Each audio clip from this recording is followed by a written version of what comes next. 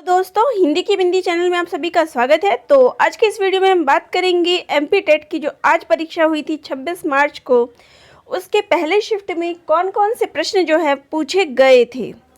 तो आज जो पहला प्रश्न जो आया था वो था, बच्चे की वृद्धि और विकास का अध्ययन करने के लिए सबसे अच्छा तरीका है विकासात्मक विधि। किस प्रकार का मूल्यांकन सीखने वाले की कमियों और कठिनाइयों को पहचानता है? नैदानिक। आगे प्रश्न है, सही प्रतिक्रियाओं और उचित व्यवहार को बढ़ाने के लिए किसका उपयोग किया जाना चाहिए? प्रशंसा। किसने कहा था, व्यक्ति के पर्यावरण के संबंध में व्यक्ति के क्रियाओं का विज्ञान ही मनोविज्ञान है? वुडवर्थ ने। अगला है, कौन सी विधि से शिक्षण कराने में नवीनता आती है? तो वो है खेल विधि। अगला है, शिक्षा शास्त्र का वह प्रकार जिसे विशिष्ट शिक्षा की आवश्यकता होती है, तो वह विकलांग व्यक्तियों को वह शिक्षा दी जाती है। अगला प्रश्न है, रेडियो तरंगे किस परत में पाई जाती है? तो वो पाई जाती है आयन मंडल में। अगला है, किन गैसों की वजह से ओजोन की परत को हानि पहुंचती है? तो वो है नाइट्रोजन ऑक्साइड और क्लोरोफ्लोरोकार्बन। अगला प्रश्न है, अधिकतर भारतीय भाषाओं का विकास किस लिपि से माना जाता है? तो वो माना जाता है ब्राह्मी लिपि से। अमीर खुसरो ने किस भाषा के विकास में अग्रणी भूमिका निभाई थी? तो वो खड़ी बोली के विकास में निभाई थी। अगला है, घोंसले में चिड़िया है, कौन सा कारक है? तो अधिकरण कारक है। अगला प्रश्न है, तरनी तनुजा तट तमाल तरुवर बहुछाये में कौन सा अलंकार है? तो देखिए, त वर्ण की आवृत्ति हो रही है, तो अनुप्रास अलंकार।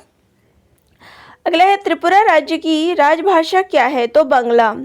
अगला है, कलम तोड़ना मुहावरे का अर्थ क्या है? तो बहुत अच्छा लिखना। अगला प्रश्न है, यदि कोई बच्चा अपनी वय के प्रतिकूल आचरण करते हुए विलक्षण प्रदर्शन करे तो यह किसका प्रभाव होगा? तो ये हो गया अत्यधिक बुद्धि गुणांक का प्रभाव। अगला है, शिक्षा शास्त्र एक वैज्ञानिक प्रक्रिया है जिसमें ऐसी विधा जिसमें हर प्रकार की शिक्षण विधि का अध्ययन किया जाता है। अगला प्रश्न है, किस मनोवैज्ञानिक के अनुसार सभी बालक जन्म के समय समान होते हैं? तो ये बात वाटसन ने कही थी। अगला है, किशोरों में द्वंद्व बढ़ने का प्रमुख कारण है? तो अवसरों की प्रतिकूलता। अगला है, मनोविज्ञान शिक्षा का आधारभूत विज्ञान है, ये बात किसने कही थी? स्किनर ने।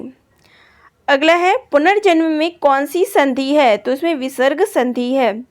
अगला है, लाल ग्रह किसे कहा जाता है? तो मंगल ग्रह को। अगला है, सौर मंडल का सबसे चमकीला ग्रह कौन सा है? तो वो है शुक्र ग्रह। अगला है, स्कूल आधारित मूल्यांकन का उद्देश्य है?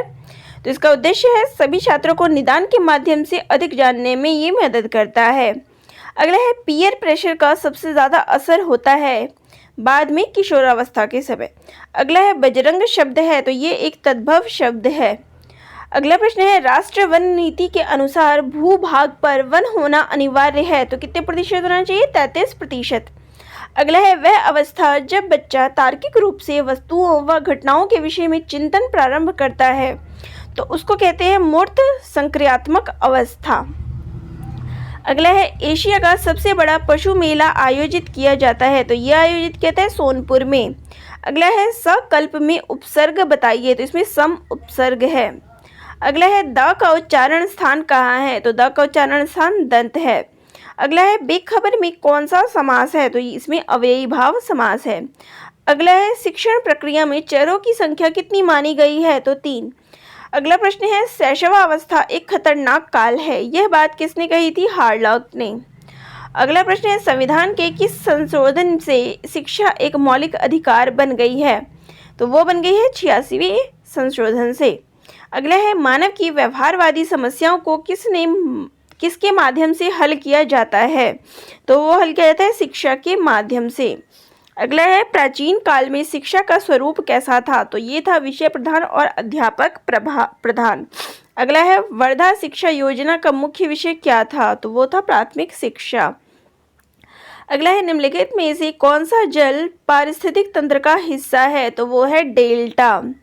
अगला है, राष्ट्रीय साक्षरता मिशन की शुरुआत कब की गई थी? तो ये की गई थी 6 मई 1988 को। अगला है, पर्यावरण संरक्षण अधिनियम कब लागू किया गया था? तो ये लागू किया गया था सन 1986 ईस्वी में। अगला है लूसी मिशन किस ग्रह के लिए भेजा गया था? तो ये भेजा गया था बृहस्पति के लिए। अगला प्रश्न है सर्व शिक्षा अभियान भारत सरकार द्वारा कब प्रारंभ किया गया था? तो ये प्रारंभ किया गया था 2000 से 2001 के बीच। अगला है कौन सा फसल गिफ्ट ऑफ इंडिया कहलाता है? तो वो है चावल। अगला प्रश्न है पढ़ना क्या है? तो पढ़कर अर्थ समझना। अगला प्रश्न है भारत में कितनी शास्त्रीय भाषाएं हैं? तो वो है 6।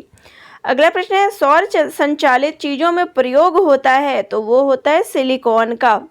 अगला प्रश्न है व्यवहार का विज्ञान किसे कहा जाता है? तो वो कहा जाता है मनोविज्ञान को। अगला है दूरस्थ शिक्षा का महत्वपूर्ण संसाधन किसे माना जाता है? तो वो माना जाता है कंप्यूटर को।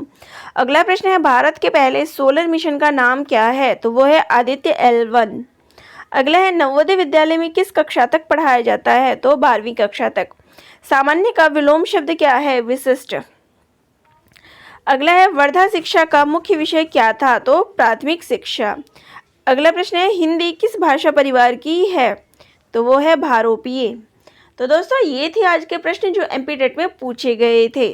तो जो भी एमपी टेट की पेपर आ रहे हैं आप सभी को चैनल के माध्यम से बताया जा रहा है, इसलिए चैनल से जुड़े रहिए। धन्यवाद। और अगर आप सभी जो भी खबरें जो भी एमपी टेट से न्यूज़ आएगी वो सभी को आपको इस चैनल के माध्यम से बता दिया जाएगा। तो चैनल को सब्सक्राइब करना ना भूलिएगा।